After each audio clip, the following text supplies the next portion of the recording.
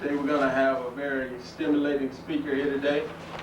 For those of you who are not familiar with this information, just sit back and try to absorb this with an open mind. Today we got Mr. Robert Hemmitt speaking, artist, historian, architect, up-and-coming lecturer in the Atlanta community. Ladies and gentlemen, Mr. Bobby Hemmitt. Okay, brothers and sisters. Okay. You know, I always stress when we come out to these gatherings, since there's so few of us in consciousness, but people are growing each day, it is like one family. And my whole contribution to the world and the way I view myself and the way I portray the knowledge, or I bring the knowledge to you, is on a family level. This means we can get to say things in an informal way. I'll talk to you the same as I would talk to you in my living room, or I go over to your house, because it's got to be personal. And his brother Steve, as well as brother Jesse Jones, who set the lecture up, we went out to his job and we were able to transfer my pictures on transparencies and get this thing so we could have a visual presentation. And I was talking to the brother Steve here, and I was telling him, you know, I just met you today, and already I feel that I've known you, because we understand that all black people share one common goal together. And I said, and seeing we need to come together, not even just in lectures, but black people need to just come together and kick it in the community, and we need to just we need to converse more on a family matter, and not just your immediate family, but just any brother that's black and have a common goal of liberation for black people. We need to come together, we need to do that.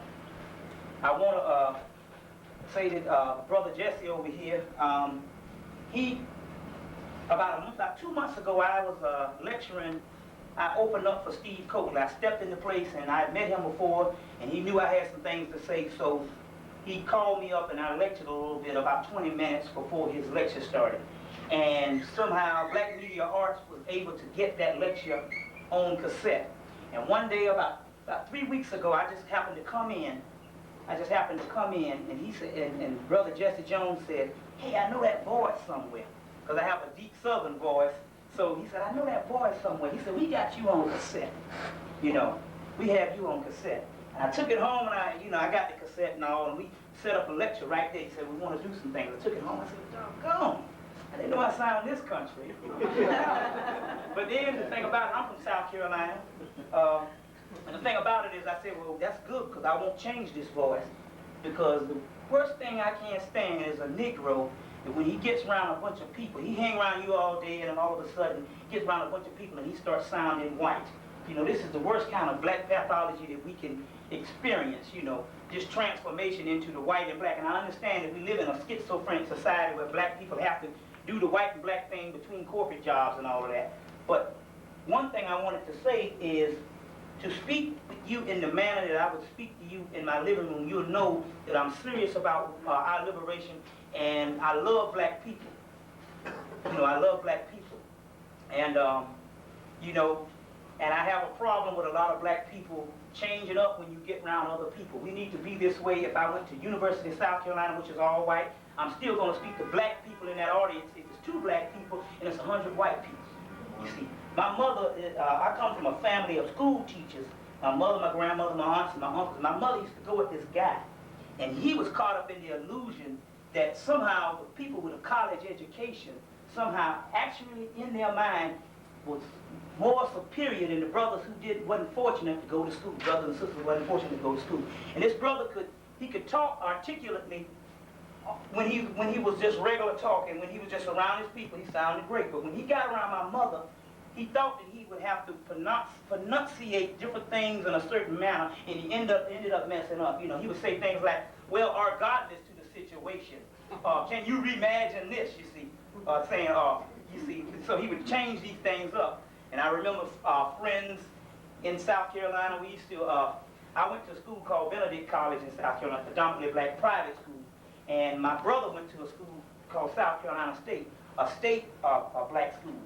And I remember I had a good friend, a good friend of mine. She was this girl who used to hang around me when I was at Benedict. She met my brother one time. She said, oh yeah, you know, I went to Benedict because I didn't necessarily like South Carolina State, because Benedict are more funner than South Carolina State, more funner and all. So she was trying to talk proper, and all of a sudden, you see, it came out the wrong way.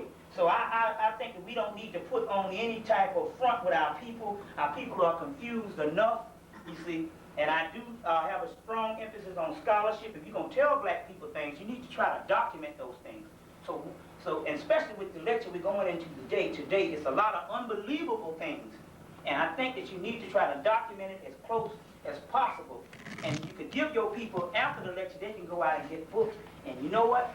It's a synthesis that's going on, because some things, I can read a book, bring some things to the table with you, and you can go back and you can have another mindset, and you can bring some scholarship that might be the key to what I needed to synthesize my whole process, you see. And that's the main thing from the next 10 years. This is what we should be doing. We should become students. There's nobody in here that's beyond studying. And what I mean is, you see people riding the bus and reading all kinds. My mother used to read thousands of Harlequin romance and all kinds of Gothic books and all. And I was just saying one time, this knowledge wasn't available in the early 70s when we were growing up, and I remember her reading all these books. This knowledge wasn't available. And I was saying, this is a woman that loved to read. And just think, if she could have gotten the scholarship that we have today and would read all of that, she would be manifest into the goddess that we all came from. And I want to go into the first lecture. Before I say this, I must say that this climate that we have, I want you not to be paranoid, because this climate that we have is good. All the things that you see that black people are going through, they're slipping down the tube, and you're going, oh man, black people just in the worst shape possible. It's good when you think about it, because you can't have a change from something that is not good. You see, you can't change from good to good. It's got to, when you see black people slipping down the tubes, you got to understand things have to get totally worse before there can be a change. And even that, it can knock black people into reality also. You understand? We see brothers out, and you see it every day. For some of you people that are just coming into consciousness, you got to have patience when you're coming into consciousness, because some of your own people are going to be the worst people that you're going to try to bring into consciousness. And this is the first thing that happened to me about 5 years ago. And what happened to me, I just want to say a bit of things, and I'm going to go into the lecture. I was an art major in college, and I also designed shoes and art, and so I got my college education in art. But I had a love for fashion and all of this thing at the time, you know, this insanity. I'll go into that later, but I designed shoes, and because I am a god, and all the black people are god and goddesses, we could do anything we put our mind to. It's just that we got our mind in the wrong places. But anyway, I later on met up with a shoe agency in New York by the name of Roger Bowman Agency, and in 1988, I had come from Columbia and had gone to Clark for 2 years up here, before it was Clark Atlanta University. And I remember coming in '86, and I saw black people. The climate of Atlanta was doing good. If you didn't have a job, it's because you didn't want one. Everything, you know, black people, you know, the black bourgeoisie, BMW, and all of this. And then overnight, between '86 to '88, I saw a crack epidemic just automatically just burst out on the scene until right before I was going to New York to design shoes for this guy. I saw black men standing on the corners with the buckets and the squeegees trying to get money for crack money. And you have to be dead. Some people have a deep love for the people. I've always had that deep love. And you have to be dead not to notice this and this not have an effect on you. And one night, I remember this good, I was coming back from a club, and I saw about 5 or 6 brothers on the street. It was about 3 o'clock in the morning. They were still out trying to squeegee cars. And I saw, you know, I just saw all this deplorable stuff going on in the projects that was right across the street in the AU Center. They had the Fair Street bottom. They have now cleaned it out and renovated it, and they put women and children back in it, but it's all right as far as projects go. But at this time, there was gunshots going on every night and different things. And I just made up in my mind, look, it's not about me and my personal gains. That's personal. And how much money I make, that's personal. But I have an obligation to somehow do something to help my people. Whether it be knowledge or whether it's going to a soup line, there's no particular right answer. And we have a lot of brothers and sisters arguing about, well, we need to be doing this, we need to be doing that. Anything you can do to help the liberation of black people, you need to be doing it in your grasp. And I saw this and I asked God, I said, listen, you need to give me the truth no matter how hard it hurts. You know, because there's got to be some things going on. And earlier I had seen Farrakhan and I was reading and different things like that. But you know, at first you gotta be wary of the way people do things. A lot of brothers and sisters are reading. They got the African things on and the suits, the Kenny cloth, and all this, and they know the knowledge, but they're doing it for one reason. They're doing it as a trophy for themselves. So when they get around white people in the corporate world and go to these functions, and the white man start talking about England and France, you see, they can say, oh, I'm a pharaoh, I was once a pharaoh, and that. It doesn't have anything to do with the liberation of black people, and it's a thin line between that. Some people are using this for a utility for their own personal gains, be political or economical gains. And I have seen brothers that's been in the struggle with me for the last 5 years just regress totally, because they found out that there wasn't no money in it, and they could not bridge the gap between making money in this capitalistic society, and also they couldn't bridge that gap also with being conscious and being patient, but still study as well when you go through the hills of North America each day. So they just say, hey, you know, and then they would always make excuses about it. Well, hey, you call everything black insanity. Well, I think the brothers and sisters are sitting down talking all the time are insane, you know. And I went home to a funeral. I just buried one of my aunts, great aunts was 94, so it was kind of happy funeral and all. I said, hey, you know, she's finally leaving hell, you know, she's going where she's supposed to go. But anyway, went to bury her, and I had a cousin, she just got out of the University of South Carolina, and she's like, yeah, well, I don't really need the knowledge, it's the brothers and sisters. And I said, no, you are the main one that needs the knowledge. And she said, what do you mean by that? I said, listen, let's take Atlanta. In the AU Center, you have the Fair Street Bar, and you have a street called Lachey Street. And right next to it, you have a dormitory that is Raleigh Hall. It's the freshman dormitory. We just have that symbolic of a college graduate, a college dormitory, the undergrad grade. And let's look at this scale. Now, if you balance that scale out, the brother in the project he's given nothing, he has nothing, he's given nothing to work for, he has a brick wall because when you're given nothing, no role models, no education that's worth a damn, no upbringing, no whatever. And he turns out nothing, that's mathematically right. Nothing from nothing leaves nothing. But we know our brothers in the projects and sisters in the projects come up out of that, spite those odds. See, that's the God in us, taking nothing and making something out of it. But what about the brother over here? You giving every doggone thing, and you can't even teach your brother over here how to make $1. You see, you can't teach him how to make $1. Only thing you have done was learn how to shield your pathology well. And this is the split between the brothers. How we all came off the plantation the same way. And then all of a sudden, a girl told me this one time, a girl that she was the SGA president over at Clark. She was like, well, wait a minute, hold on. We all got out of slavery a little over 100 years ago, and all of a sudden we got two different types of brand of people. Is it just the brothers and sisters that we have, that we call our elite or our black bourgeoisie? They have learned how to act another way, but not necessarily. The pathology is the same. They just know how to shield it better. You understand? And so what we have to do is we must draw this parallel and know that we all are in the same boat. And she couldn't get with, well, you're just talking. And you're going to get this once you start studying. If you haven't been studying, you're going to get this. You're just talking. Well, look, when are we going to do something about it? I said, well, look, we, in the 60s, we protest. That's called protest.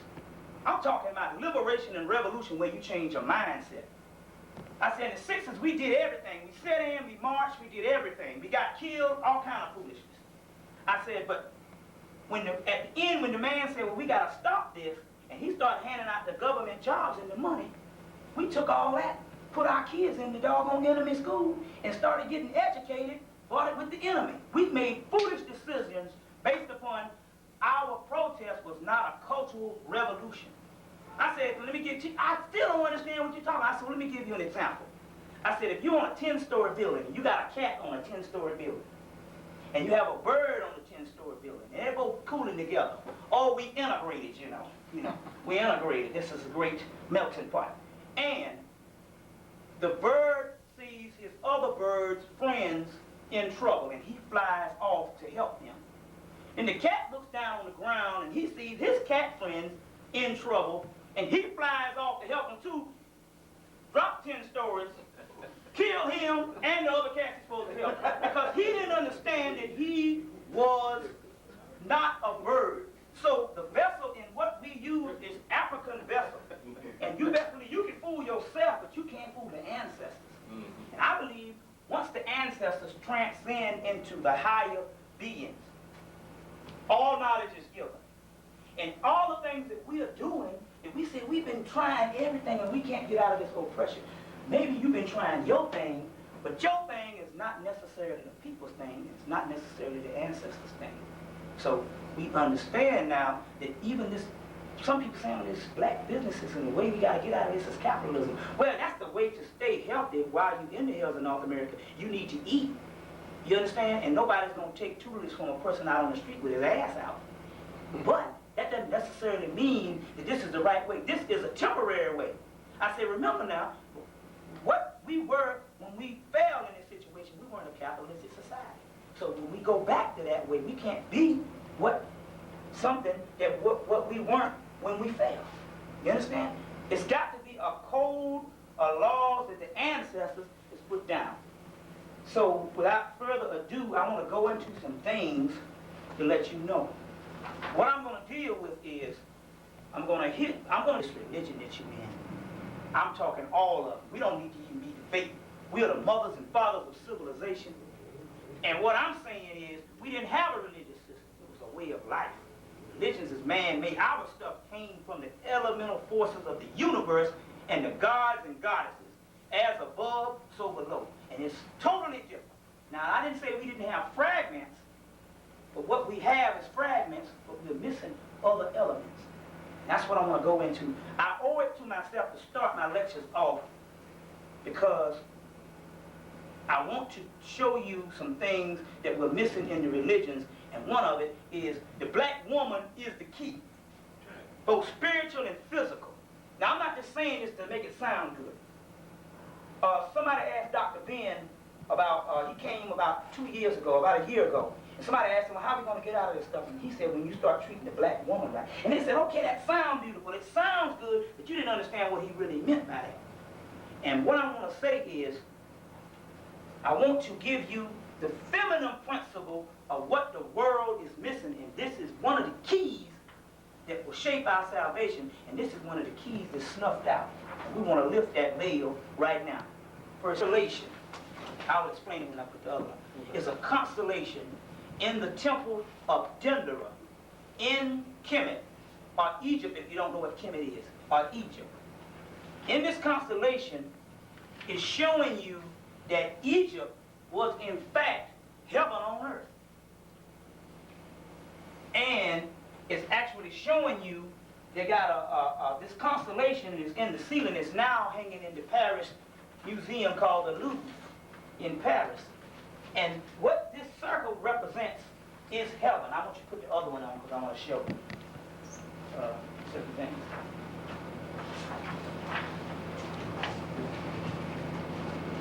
Okay, slide it over some. This circle represents heaven. I guess you better go back to the other one because, yeah, I'll put some on. And you can't see it, but I'm going to show you another picture of the great mother in a minute.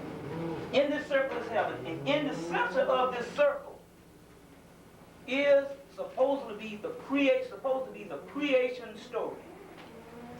And it's supposed to be the creator. And in the center is a hippopotamus god. It represents a feminine principle. Now we're talking about a spiritual element. Now we haven't gone to the physical manifestation. It's a hippopotamus god. It represents the god. It represents a pregnant woman because a hippopotamus has a big stomach and it has breast, and it goes in and out of the water. That represents the womb. They used to call that a water cow, and it represents the womb. Now, in here, she's given birth right here, and we'll explain it in a minute, to her son. Her son is called Soot. or Set. Now, Soot or Set or Set, we say Set is one word, S-A-T, no, S-E-T, S-U-T, Soot would be the proper word, S-E-T, Set, or Seth, S-E-T-H, or Set typing. It depends on what era you're in, whether the word changed. Or later on, Satan, but we haven't gotten to that yet. We're in another era. Set is her first son, and he's given dominion over all of the heavens. You see, starting from here, this represents all of the heavens, which means all of the stars and all of the gods, the lines of divine. And even down to the God that you worship today is in here. It's just the names are changed. You clear? So he's given dominion, or he rules the celestial pole. He's the firstborn of Attic, Tot, earth. Earth means earth. Remember Mother Earth, this whole concept? And he's the first one. And you know we have that in the biblical story of, you have God, and you have the first angel, Lucifer, and he's over all of heaven, and one day God is away, he's there, and all of this. This is where it comes from. Now, what happened is, and then she's given birth to different elements all over. Now, what you have is, you have these women right here. These women represent Isis, and she's holding up the pillars of heaven. So not only is showing you that, hey, the creator is feminine, it's showing you the person that holds up the pillars of heaven is also God, which is represented in the great goddess. Okay? Oh, right. Right here, you have an ordinary woman. She's not a god, she's not a goddess. She's an ordinary woman, but she's an ordinary black woman in Kemet, or Egypt. So it's showing you, I mean, everything that they do is symbolic. Nothing is done without a reason. So common sense, if she's here with some significance. They don't decorate nothing. You know, that's the Greek way, and that's our way. Symbols without substance. That's the white man's way, since we live in this planet, and this is the time we own. Everything is done for a reason. She's an ordinary woman, and an ordinary woman of that day would probably, and this concept is thousands of years old, even before the white man comes on the planet. So what it's saying is, this is the spiritual manifestation of God. This is the physical manifestation of God, because it can create the same kind of universe right out of that womb. You understand? Now, she's got her son Set, and she's giving him dominion over everything. But one day, he gets jealous because the people, the world at that time, is still worshiping her. And he wants to be worshipped too. You see, but they're still worshiping her. And later on, he gets cast out. That's the same Lucifer story, how God gets cast out of heaven, how devil gets cast out of heaven. Later on, he gets cast out. Now, what we have here is, he later on comes in another fable or another mythological story, the Osirian drama, as the evil brother. As the evil brother. But at first, he was the male prototype of which all the other gods fashioned themselves after, including Osiris, Horus, and all. And we must know that these are two different stories, because in one story you have Horus, which is represented right here as the elder. And in another story you have Horus, the baby. And you can't get the stories mixed up together, because we have a creation story, then we have a story, the Osirian drama, that lays down the principles of Kemet, you see. And then you have a rebirth of Horus, and you have Set being born again as an evil, but he's being born again, his mother is Nut and Gael, the goddess Nut and Gael. And they have the son Osiris and Isis, or Osar and Set, the African name, or Heru, Horus is Isis and Osiris' son. But they have Osar, Oset, and they have Sut, and they have Neptes, which is a Greek name also. Neptes is the sister, brother and sister of Osiris and Isis. So you got 4 people. Now, Sut, or Set, is representative of a single male deity. Even though he has a sister, in some kind of way, his sister is unmanifest, so he doesn't have a spiritual half to balance him off. You understand? The spiritual half comes through the female principle. Now, get over this side. Now you have Seth. So he's, in this tale, he is an evil god, a god of destruction and a god of evil. And I want to show another picture of the great mother before I go on to show you another picture of this hippopotamus god, of how it really looks. You see, she has she's holding the arm. She has the big stomach as a pregnant woman. You understand? These horns represent Hathor, so because she's the prototype of all great mothers. And Isis is a great mother. Isis is a great mother. Hathor is a great mother. We have Segment. This is a great mother. And these great mothers have different principles, just as the male deities have different principles. But because Seth doesn't have, because his sister Nephthys is unmanifested, he doesn't have a sister, so he's imbalanced. He has an imbalance. He comes back later as a single male deity that represents the imbalance. Now, what happens to her? Because later on, the deities change into, not necessarily Egypt, because she was around also almost to the end. They recognized her. But what happened later on, I'm talking about the Bible, and I'm talking about the Quran, I'm talking about the Torah. All of a sudden, in Genesis, we have the feminine principle being a great deceiver. She gives, she tricks Adam, so-called, stupid story, tricks Adam into going into biting the apple and all, and she becomes a great deceiver. And as a result of them messing up and all this, they got to go and she has to bear children, And the childbirth is her punishment for doing this. And Adam is such a dumb fool, all of a sudden. But, the responsibility is off the man. You see how this thing becomes switched around all of a sudden? And anyway, this particular woman, the great mother, is seen in Revelation, between Genesis and Revelation, from Genesis to Revelation. The woman is seen not as a goddess anymore, not as a god, but as seen as a helper, a second-class citizen, a whore, and all of that. She becomes a whore. She becomes the abomination of the great mother. It's in chapter 17 of Revelation, verse 5 through 6 or 7. She becomes the great whore, the abomination. That's called a harlot. This is the prototype of the scarlet lady in red, and red represents the blood. You see. So now, let's just use common sense here. Everything that governs the universe, and even you go to the animals, everything that creates and everything that nourishes and takes care of is a feminine principle, or a feminine being. And all of a sudden, we got a literature, or scripts, or ancient documents, or new documents is in direct opposition from what it was in the beginning. And now you can understand how some things happen and how we fail based upon that.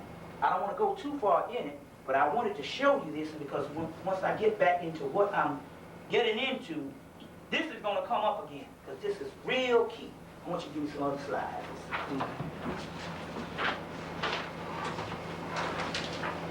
Yeah, this is another different aspects of her, the great mother Apet. A-P-E-T, Apet, or Tat Urt, great mother.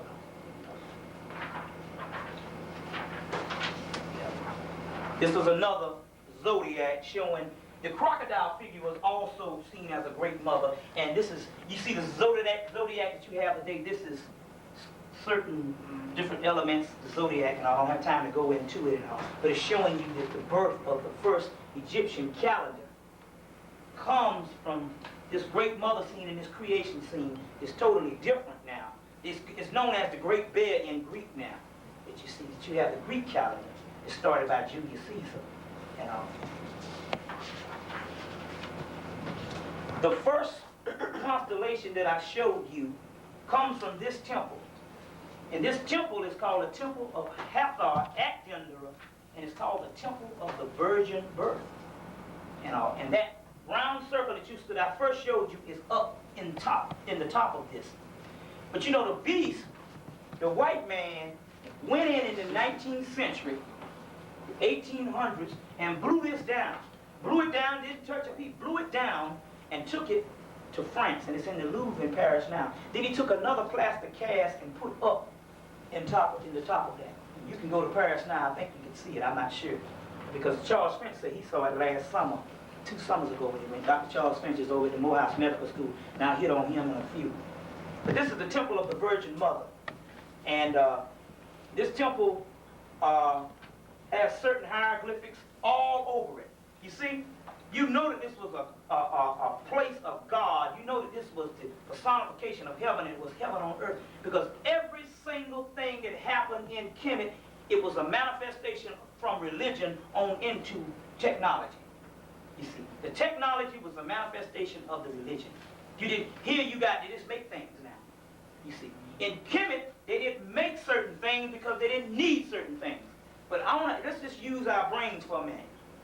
If the basis of everything that we do today, mathematics, astronomy, astrology, geometry, trigonometry, everything, even calculus, everything that we do that is the basis of civilization, they got from Egypt and didn't get all of it. So common sense will tell you, if we wanted all this that we have today, we could have had it.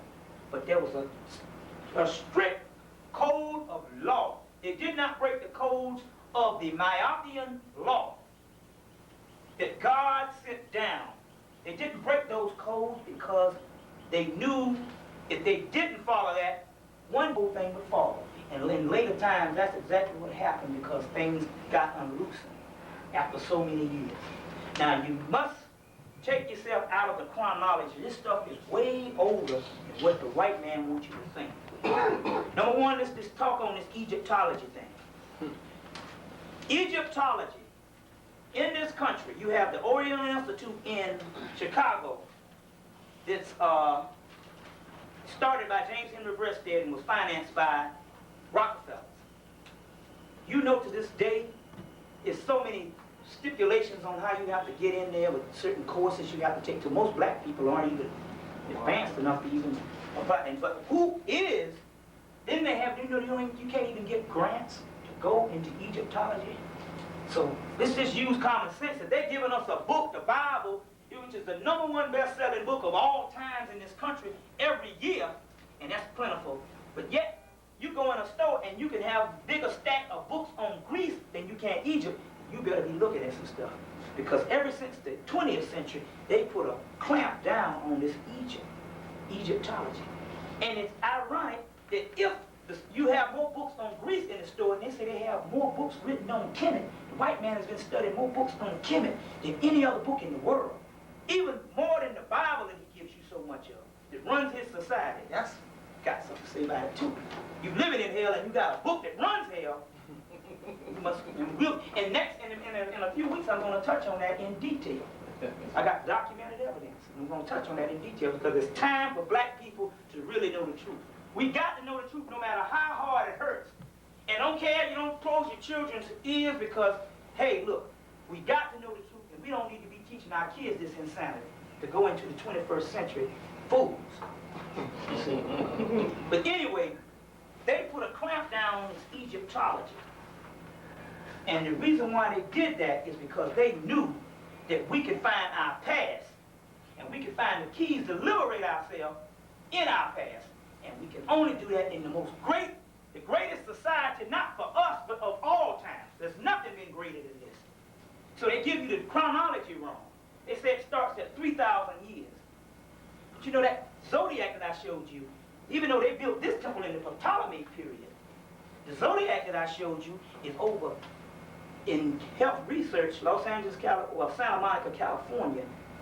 The book company, Health Research, they say that the concept is over 90,000 years old. So now we can understand we've been run the wrong bill of goods on time. Because time is everything. And when I get further into the lecture, you'll find out that time is what we need to be looking at. So, now you know that they have the Sphinx, which is in the Giza Plateau. They said before they didn't know who built it. Now they just took, the archaeologists just carbon dated it, and they found out that it had a large amount of rainfall. And they said it would have to have a large amount of rainfall, where rainfall in the Nile Valley was regular. And they said the last time that rainfall in the Nile Valley was that regular was what, 9,000 years ago. You see, so it is at least 9,000 years ago, and the Sphinx is high technology. There's a guy by the name of Alan H. Gardner. If you ever remember, if you ever go to some libraries, you can get most of this stuff in libraries. Remember that name and read up on a lot of his things. He's a master in hieroglyphics. He gives you a meta-nature. He gives you the book Egyptian Grammar, which is the best book you can buy on hieroglyphics. It costs about $100 now. And he knows hieroglyphics like the back of his thumb. And he says now that he wrote over 30, 40, 50 years ago that Khufu plagiarized the Great Pyramids. You know, you have the Great Pyramids, Khufu, Menkaure, Khafre, which they call Cheops, Khufu, because the Greeks were great namers. Because they said they were great namers because they couldn't pronounce African words, so they just named them over. But the Khufu, which you have the Great Pyramids that you see on everything, they said that those were forgeries. They are older than that. He just came about and put his name on it. And we know this is prevalent in Kemet. They used to do stuff like that because Ramses put his name at the Grand Lodge of Luxor on over the cartouche or the Shenu, which is the golden rope that bears the name. He put his name over his uncle or his cousin came to it. He just arrogant, just, you know. Well, that's cool. We in our own world. You human, we human. But anyway, we know that this thing is a lot older. So you must think of things as a lot older, and you must think of things as one high-tech civilization that vanished, and we have a civilization that's so-called bordering on high-tech now. You can't think of anything from a linear perspective where everything progressed up to now. Two worlds. Because as you know, we're obsolete in this world. The black woman is not even the standard of beauty in this country based on European features. We got a big problem with that, the brothers, and even her. We coming here, we saw a woman out there with a baby with a blonde wig on. You see? But we are not the standard, and even the brothers, we are not the standard of beauty. So that means to tell you that some way we are in an obsolete world. It's obsolete to us, you see. Or obsolete to them, and it doesn't go along with us. So we must think in these perspectives that we are from another world. We are from a world that was heaven, where the woman was equal to the man in all aspects. There's a book you can get, Teofilo Banger's new book. Can you hold that up? What's the name of it? Ancient Egypt and Black Africa. Ancient Egypt and Black Africa. And in there they have a whole section on how the woman was equal. This is the balance of the universe. This is how we got out of sync. This is the balance of the universe. I don't want to go too much into it because I want to go into it in detail. I don't want you to keep you hanging. But anyway, what happened was, somehow, that God set just that that male principle started being worshipped. And that's the stuff that came out of Kemet. And we know that Moses, the whole thing behind him, when you look at Manetho's account, which was the last high priest under Philadelphus II, that when they asked him about the Exodus so-called story, he gave them the real story about a group of Set worshippers that got kicked out. I'll go into detail, but I don't want to go into it too much. But we understand now that there's a fall that went on. Right here, this is the inside temple of Denver. And as you can see, these columns, every single thing had meta-nature or hieroglyphics all over it. And it's amazing. And when I first saw the pictures, I said, I got it now. I got it now, because I was thinking from a biblical perspective on the linear time. I see now that this was a whole nother world. And we were a whole nother people. We are people. We were gods and goddesses. In the image of gods and goddesses. That's what we were. And you look at this thing. And we know this to this day. Everything we do, whether we do it wrong, we do it better than anybody on the planet. We know this. Whatever we do, we add spice into it. My grandmother could take some collard and go and get, I don't give a dog, and she cut it off a dog. She threw it in the pot, it was going to come out good. That's God, taking nothing and making something out of it. But when I look at this, I see another world. And that's the frame we want to get you into going into the 21st century. You don't line up with the baby, with the beast. And the key concept that everybody should know today, you fail all of this. I don't give a doggone how much you study. You fail a test, you fail everything. If you don't understand this, that the white man is not a devil, he is the devil. Now I'm saying this not as a perspective in my theory. I got papyrus. You can go to the British Museum, the Hieratic Papyrus of the British Museum, Chester Beatty, Alan H. Gardner translates it, telling you who the devil was the whole time. They say he is murdersome and quarrelsome. He is murderous and quarrelsome. The water where he lives makes him in a nomadic, barbaric lifestyle. His sexual act is irreprehensible. They have hieroglyphics, whereas when people used to go up, the soldiers used to go up in the imperial age and start warring, they used to bring back these girls, they would be the butt of all jokes, because they knew these people were the beast. It's right there in the papyrus. Our own ancestors say it. So if it ain't good enough for your ancestors, if your ancestors can't say it and make you believe it, then there's no hope.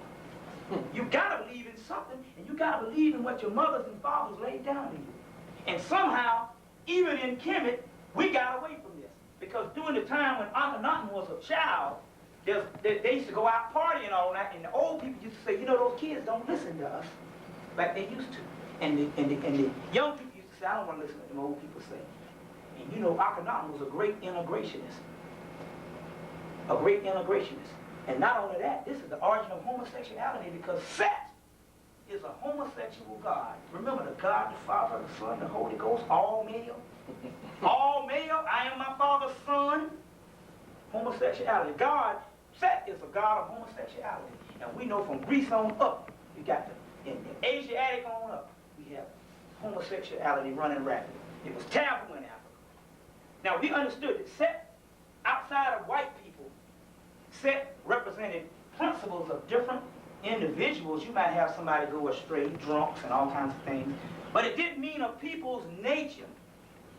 So you had the laws for different individuals to pull themselves up from the beastly level, but it wasn't the nature of the entire people.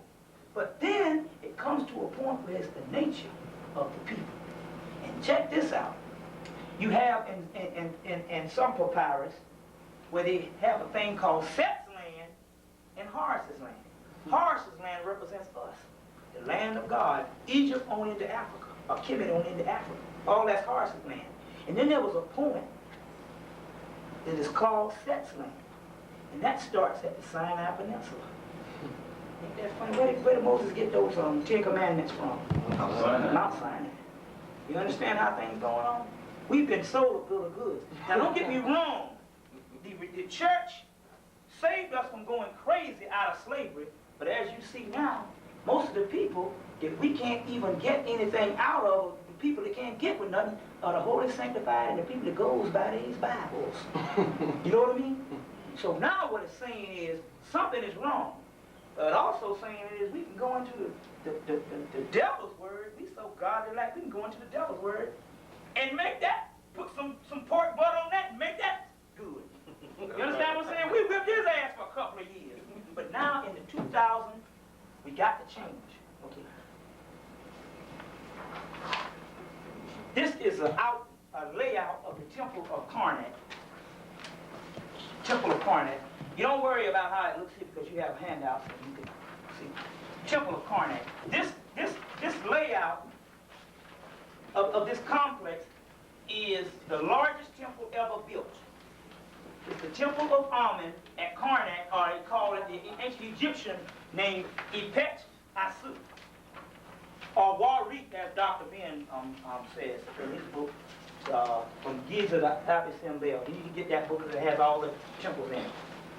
This is a layout of Karnak, or a pt.1, and it is it's a mile and a half long and a half a mile wide. That means that would reach from Ashby Street to the Fulton County Stadium. That's a big place. A mile and a half long, a half a mile wide. That's the temple of Karnak. Now, they had to do, everything had to be male and female. You have what you have here. You can't see it, but they have something that's called the Avenue of the Sphinx. These Sphinx have a ram head. They would go down the street, up the street, turn into a lion's head and go into another temple, the temple of Luxor or the temple of Waset, which was a which was an early Hathor temple, and it was a marriage between the temple of Amun, a male god, and the temple of Hathor, a female god. Even down to the temples, everything was in proportion and accurately done. You see. And if you want to get more of these pictures, there's books that cost a lot of money to get these, but you can get a book for $19 called Secrets of the Great Pyramid by Peter Tompkins. And it has a lot of these Napoleonic Egypt pictures in it. You know, next slide. Tell about the man in the garage. Yeah. Now, this is the inside of this temple. Well, let's put the tape in. It's the inside of the temple. And this is the courtyard. You have these pillars standing up. This is the inside of the temple. And it's showing you that we were master builders. Now, I want you to pay attention to these pylons because I'm going to talk about this later. I'm getting ready to end this section and I'm getting ready to go into some real deep stuff. Next slide. There you go. This is the length of the temple from the ram-headed Sphinx going on down. And this is a huge thing, and it's got temples going into it. It's got several temples, but this is the length of this thing. These are these pillars you see standing out in the courtyard. Then they went into a part called the Hypostyle Hall, and they went all the way back into what is called a Holy of Holies, which is the Sanctum Sanctorum. Show you a picture. There's another small temple there called the Temple of Apis. Some people said that this god, the god, the hippopotamus god I showed you, was an earlier god, but this temple is much later, and this is an inside scene of the Holy of Holies. What you have here, and there's pictures of the hippopotamus god, and there's a doorway, and you can't see it in here. You might be able to see it on yours, but there's a doorway, and inside that, there's a hippopotamus god. And the initiate, when he got to a certain level, when he was going up right on the square, right, he got to a certain level, he knew he was going back because man is not man unless man is half woman. Woman is not woman unless woman is half man. She didn't have to go through all of this because she was God all the time. But they knew that the man was a child, and they knew he had to subdue his beastly nature and subdue his passions to become upright on the square, as Masons would say. To go into the higher level, he would have to become half woman, because the woman is the spiritual side. She represents the spiritual side, and the man represents the aggressive side, but also the woman, there's aggressive goddesses as well as spiritual goddesses. The woman, she's just bad. You look at the way she looks and tell that. Sure. All that's symbolic. All that's symbolic. The big booty that you see, that's symbolic. The big thighs that you see, those thighs represent the throne of Isis, where Horus, the baby child of God, which is represented as Jesus later on, used to sit on. All that's symbolic. Everything. But they would go all the way back, and this was like saying, returning back to the womb. Like I said in the other lecture, you either can return back to the womb the ignorant way, on the beastly level, or you can return back to the womb on the high level and have all this in check. And when you return back down here, all that's in check. That's called Immaculate Conception. You see, there's science all in that.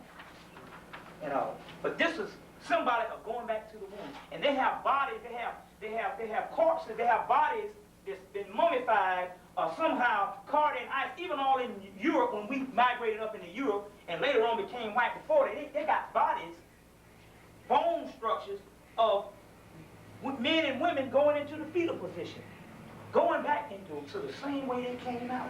Because they knew I had to get back to that great mother. That's going to take me on in to another level, to the other level. That's why I'm stressing the importance of this. We got everything else. We're going to get this knowledge, but there's one thing that we got to understand. We got to get back to this, because the African man was strong. He didn't have to trip on whether this woman had all this power. He knew his place. It's the same thing with the lion we was talking about before the lecture. That male lion, that woman, she does everything. He just sit there. She go out and get the food and come back and feed. He eats the food before the kids get it. And he just sit and say, what does he do? Go in that den and find out what he do. You understand?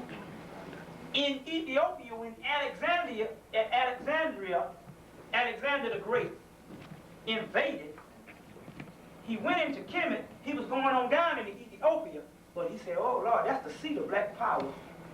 And they had most of the Ethiopian monarchy was queens. And he said, "Damn, I don't want to go down in there, because that's the seat of black power." Candace queens. And he said, "That's the seat of black power.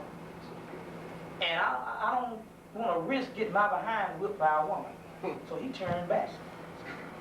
And that's how strong that is. And isn't it ironic that all the continents and all the countries all the continents in the world and all the countries in Africa was colonized by Europe except Ethiopia. And then we see all this stuff start going on in Ethiopia about around 1985 on up to now, and we understand divine intervention don't step in until you on your last leg. You see how things go? They go in cycles. But anyway, this is the temple of Hemmitt, and this is the Holy of Holies. Now we got this wrong. Now even we have it wrong now in the wedding ceremony. You in your church you have an aisle and you have what is called the fallopian tube. That aisle that you go down is the fallopian tube of the womb, the vagina. And when you get married, the woman goes down the aisle. This is symbolically wrong. Sperm don't travel up and fertilize the eggs. So you have the deacons and the deaconess, and you have the pulpit, the womb. Sperm don't. The woman don't travel up and fertilize her own eggs. Sperm does. So they got it wrong. No man's supposed to be walking up that aisle. You see how everything is turned backwards. We are 180 degrees from the truth. This is the dual God. Let's put it down as far as you can go. Put the head on down. This is the dual God. It represents the duality in man. You see, you couldn't have good in Hemmitt or Africa without having evil. You had to have good and evil to manifest a positive force. You had to have the pros and the cons. You see, the positive and the negatives. You see, they understood this. And this is called the double God, Horus and Set. That would be Horus and Set, the elder. It might be, there's a part in a book, Set, the God of Confusion, Horus and Set, justified. And this is the double God, or it's called the black God, white God.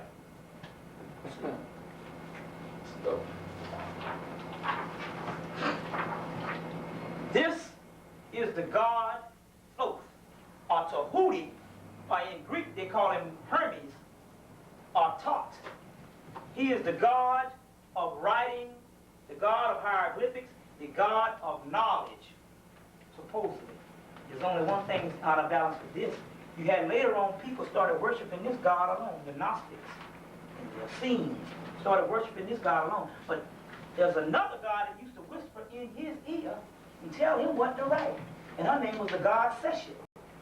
She's almost, you don't even hear about her now. You see what I mean? She's invisible now.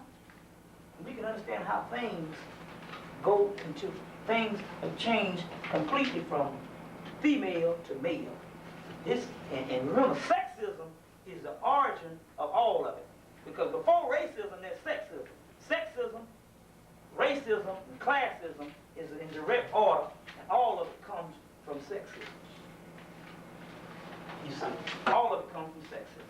And the white man coming out of the caves has a xenophobic attitude, or a xenophobic attitude, the fear of God. God fear it. Set is a God of fear. The fear of God. The fear of people unlike himself. The fear of the woman must suppress it. He said this bit about the cave. He said the caveman used to look down on his woman because blood was everything to him. He ate his meat raw. He ate everything raw. That's where we get the steak tartare now, and the medium rare and all of this. And he saw the woman having her menstrual cycle. He said, oh, that's just great. Oh, man, that's beautiful. And you know, he used to cut himself to have a menstrual cycle. And when he found out that that didn't happen, he saw her also giving birth. He said, wow, that's great. See, he even in his barbaric state, he understood the power of that. And he even cut himself again to even give birth. And when he found out that he could not be like her, he said, I must suppress her. And all nomadic people throughout the world, most nomadic people, not the ones of today, the nomadic people from Asia and Europe, suppress the woman and have that attitude towards the woman. We see this, and this is the origins of the religions that we worship today, the major world religions, Judeo-Christianity and Islam. And we know that those things came out of Hemmitt from a nomadic people. And then we understand how this stuff is all turned around. Now, yeah. And it's funny that I put that God Thoth, because that God Thoth, or the God Tahuti, is the God of time. And this is the key point of the lecture. Go ahead. This is a tribe called the Dogon tribe. They live in West Mali, in West Africa, formerly known as the French Sudan.